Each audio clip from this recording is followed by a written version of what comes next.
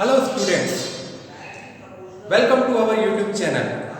Today we are going to discuss about the topic the First World War and nationalism. ये जो topic है ये काफ़ी ज़्यादा इम्पोर्टेंट है हिस्ट्री में और नेशनलिज्म पॉइंट ऑफ व्यू से। हम इस पॉइंट में ये जानने की कोशिश करेंगे कि फर्स्ट वर्ल्ड वॉर के दौरान नेशनलिज्म की जो भावना है, नेशनलिज्म वो कैसे बढ़ा, वो कैसे बढ़ता चला गया और लोगों के अंदर नेशनलिज्म की भावना जो है वो बढ़ी। पिछले वीडियो में आपने देखा था कि नेशन स्टेट्स की फॉर्मेशन हुई थी। नेशन स्टेट्स का जो आइडिया है वो कैसे निकल करके आता है और फर्स्ट वर्ल्ड वॉर उसमें एक अहम योगदान प्ले करता है। ठीक है, तो आपको पता है कि जो फर्स्ट वर्ल्ड वॉर है वो कब से कब तक स्टार्ट हुआ था? 1914 से लेकर के 1918 तक। फर्स्ट वर्ल्ड वॉर में आपको पता है कि ब्रिटेन एज अ पार्ट था और वॉर में ब्रिटेन का बहुत अहम योगदान था। लेकिन उस दौरान आप ये जानते होंगे कि हम ब्रिटेन के गुलाम थे, हमारे ऊपर कॉलोनियल रूल चल रहा था और हम गुलाम होने के साथ साथ, हमारा देश गुलाम होने के साथ साथ हमारा जो इन्वॉल्वमेंट था, ब्रिटेन के इन्वॉल्वमेंट के होते हुए हमारा भी इन्वॉल्वमेंट फर्स्ट वर्ल्ड वॉर में हो गया और उसका एक डीप इम्पैक्ट भारत में भी देखने को मिला। इंडिया की जो पॉपुलेशन है उसके अंदर भी एक डीप इम्पैक्ट देखने को मिलता है और उस दौरान नेशनलिज्म की जो भावना है वो कैसे बढ़ती चली गई। आइए जानते हैं इस पॉइंट में। देखिए इस पॉइंट में क्या लिखा हुआ है, it created a deep impact on economic and political system. First world war में आपने देखा, आपने सुना है कि उस दौरान क्या होता था कि जो फोर्सेस है और जो ब्रिटेन है उसका इन्वॉल्वमेंट काफ़ी ज़्यादा था, जिसके चलते क्या हो गया कि क्राइसिस हो गया। ठीक है, इकोनॉमिक क्राइसिस भी चला। ब्रिटेन क्या कर रहा था, ब्रिटेन वर्ल्ड वॉर में इन्वॉल्वमेंट होने के साथ साथ एक्सपेंडिचर काफ़ी ज़्यादा बढ़ गया था, उनका पैसा ज़्यादा खर्च कर रहे थे। फोर्सेस के लिए आर्मर्ड चीज़ें चाहिए, हथियार चाहिए, वेपन्स चाहिए, ये सारी चीज़ें इनको चाहिए थी। लेकिन क्या होता है कि ये सारी चीज़ों के साथ साथ इनको क्या चाहिए, ये सारी चीज़ें आएंगी कहाँ से? ये सारी चीज़ें पैसे से आएंगी। तो ये पैसा कहाँ से आएगा? ये पैसा कॉलोनियल रूल जहाँ चल रहा है वहाँ पर टैक्सेस बढ़ा दीजिए, इंक्रीज टैक्स कर दीजिए। तो जब टैक्सेस बढ़ेंगे उससे क्या होगा कि ये सारे जो पैसा है वो ब्रिटेन को मिलेगा, जिससे वो नई चीज़ें, नए वेपन्स को परचेज कर पा के वर्ल्ड वॉर में अपनी इन्वॉल्वमेंट को बढ़ा पाएंगे। समझ में आया? तो इसके चलते क्या हुआ कि इंडिया में इकोनॉमिक और पॉलिटिकल सिस्टम पर बहुत ज़्यादा गहरा असर पड़ता है। ठीक है, और इसके साथ साथ देखिए क्या होता है, डिफेंस एक्सपेंडिचर राइजेस।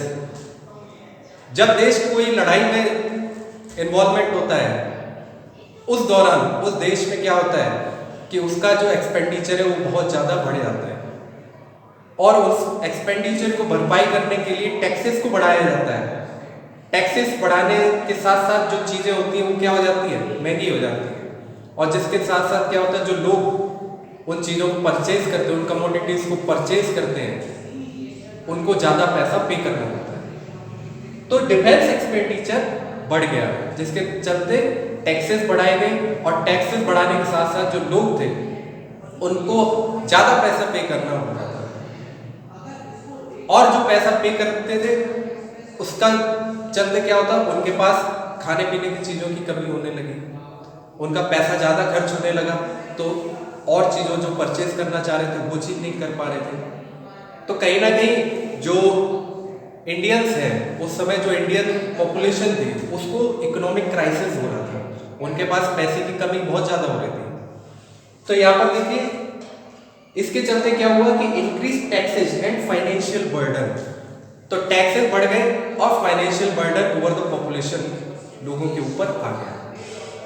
तो लोगों के बर्डन जब बढ़ा तो लोग इससे ज़्यादा बहुत परेशान हुए और जब लोग परेशान हुए तो वो क्या है, एक एंगर निकल के आया, एक गुस्सा निकल के आया एंटी कॉलोनियल रूल, मतलब कि कॉलोनियल रूल के खिलाफ एक गुस्सा निकल करके आया, जिसमें ये कहा गया कि जो ब्रिटिश है ये हम लोगों को दबाने में लगा हुआ है। तो कहीं ना कहीं इंडियंस जो है वो यूनाइट हुए अगेंस्ट द कॉलोनियल रूल। ठीक है, prices of essential commodities increase. मैंने आपको अभी बताया कि जो प्राइसेस है एसेंशियल कमोडिटीज के वो बढ़ गए, तो खाने पीने की चीजें महंगी हो गई। ठीक, forced recruitment in the army. देखिए बहुत इंपॉर्टेंट पॉइंट है, जब ब्रिटेन लड़ाई लड़ रहा था तो इनको सोल्जर्स की जरूरत थी और इनको ज्यादा से ज्यादा सोल्जर्स चाहिए थे। आर्मर्ड चीजें हैं, वेपन्स हैं, बॉम्ब है, हर चीज के लिए कौन चाहिए? सोल्जर्स चाहिए। इनको चलाने के लिए सोल्जर्स चाहिए। अब सोल्जर्स कहां से आएंगे? ब्रिटेन आपको पता है बहुत छोटा सा देश है, तो ब्रिटेन छोटे से देश होने के साथ साथ इनके पास पॉपुलेशन की कमी है, तो इन्होंने उस कमी को पूरा करने के लिए सोल्जर्स को रिक्रूट करना स्टार्ट कर दिया और फोर्स रिक्रूटमेंट जबरदस्ती जबरन आर्मी में भर्ती कराने के लिए बोला गया। हर घर से एक नौजवान जाएगा आर्मी में भर्ती होने के लिए। ब्रिटेन की लड़ाई हो रही है जर्मनी से, लेकिन उसमें पिस कौन रहा है? इंडियन पिस रहा है। ठीक है, तो यहां पर क्या है? फोर्स रिक्रूटमेंट की गई। तो फोर्स रिक्रूटमेंट होने के साथ साथ इंडियंस जो ब्रिटिश आर्मी में भर्ती हुए उनका फोर्स रिक्रूटमेंट हुआ, कईयों ने अपनी जानें गंवाई, तो उसमें किसका लॉस हुआ? इंडियंस का लॉस हुआ। जिसके चलते क्या होता है? जिसके चलते क्या हुआ कि एक और गुस्सा निकल के आता है, एक एंगर निकल के आता है अगेंस्ट द कॉलोनियल रूल। ठीक है, crop failure and storage of food. Crop failure, देखिए क्रॉप फेलियर भी हुआ 1917 के और 18 के आसपास क्रॉप फेलियर होता है। तो जब क्रॉप फेलियर होता है तो उसमें खाने पीने की चीजें और महंगी हो जाती हैं, तो जो जितना प्रोडक्शन हो रहा था उससे कम प्रोडक्शन हुआ, तो चीजों के दाम कहाँ चले गए? आसमान पे चले गए। डिमांड उनकी बढ़ी और पैसे क्या हो गए? कमोडिटीज के जो प्राइसेस है वो क्या हो गए? बढ़ गए, जिससे और फिर गुस्सा आएगा और एंगर बढ़ेगा। तो एक तरीके से हम ये देख रहे हैं ये सारी चीजें क्या हो रही हैं कि लोगों को यूनाइट करने का काम कर रही है। And there is a spirit among the population, among the Indian population of nationalism. ठीक है, they are talking about the colonial rule and anti-British sentiment were among the population of India. ठीक है, इन्फ्लुएंजा एंड फेमाइन। तो influenza endemic, ठीक है, ये जो बीमारियां हैं जिसके चलते बहुत लोगों की जानें गई। ठीक है, 12 से 13 मिलियन लोग, 12 to 13 million peoples were died. तो एक और आक्रोश निकल के आता है, मतलब कि आप क्या कर रहे हो? ठीक है, आप इंडियंस के लिए क्या कर रहे हो? कहीं ना कहीं भारत जो है वर्ल्ड वॉर में पिस रहा था।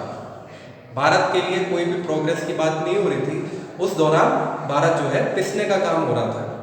ठीक है, आगे देखिए इमरजेंस ऑफ न्यू लीडर्स। तो उस दौरान क्या होता है कि अब जो परेशान जनता को राह दिखाने वाला कोई होना चाहिए। जनता परेशान है, जनता त्राहिमाम कर रही है, जनता को कोई राह नहीं दिखाई दे रही है, तो उस दौरान कोई ना कोई ऐसा होना चाहिए जो उनको रास्ता दिखाए, जो उनको कहे कि नहीं आगे चलिए, आगे बढ़िए, और आगे जाने के बाद क्या होना है कि आपकी विजय होगी। ठीक है, आप ब्रिटिश के खिलाफ बोलिए। तो ऐसे नए लीडर्स की इमरजेंस हुई, जस्ट लाइक महात्मा गांधी, जिन्होंने रास्ता दिखाया और एंटी कॉलोनियल मूवमेंट चलाया। ठीक है, तो जो लोग थे वो कहीं ना कहीं इनके साथ जुड़ते चले गए और एक नेशनलिज्म जो था वो एक बड़ा रूप ले गया 1920 के दौरान, 1920। ठीक है, तो अभी हमने ये पॉइंट डिस्कस करे। अगर आपसे क्वेश्चन पूछा जाता है तो आप इस पॉइंट्स को मेंशन कर सकते हैं और डिस्क्राइब कर सकते हैं अकॉर्डिंग टू देयर मार्क्स। ठीक है, तो होपफुली आपको ये चीज समझ में आई होगी कि first world war and nationalism, how the first world war affect the nationalism in India. तो नेशनलिज्म की भावना कैसे बढ़ी? इन पॉइंट्स के जरिए, यानी एंटी ब्रिटिश मूवमेंट या एंटी कॉलोनियल जो है, एंटी कॉलोनियल मूवमेंट जो चला वो 1914 के बाद चला। इसके बाद हम जो वीडियो लेके आएंगे उसमें हम डिस्कस करेंगे कि महात्मा गांधी का अराइवल और उनके द्वारा लॉन्च किए गए, उनके द्वारा स्टार्ट किए गए कुछ सत्याग्रहों के बारे में। ठीक है, होपफुली आपको ये वीडियो पसंद आया होगा। Thanks for watching, have a nice day.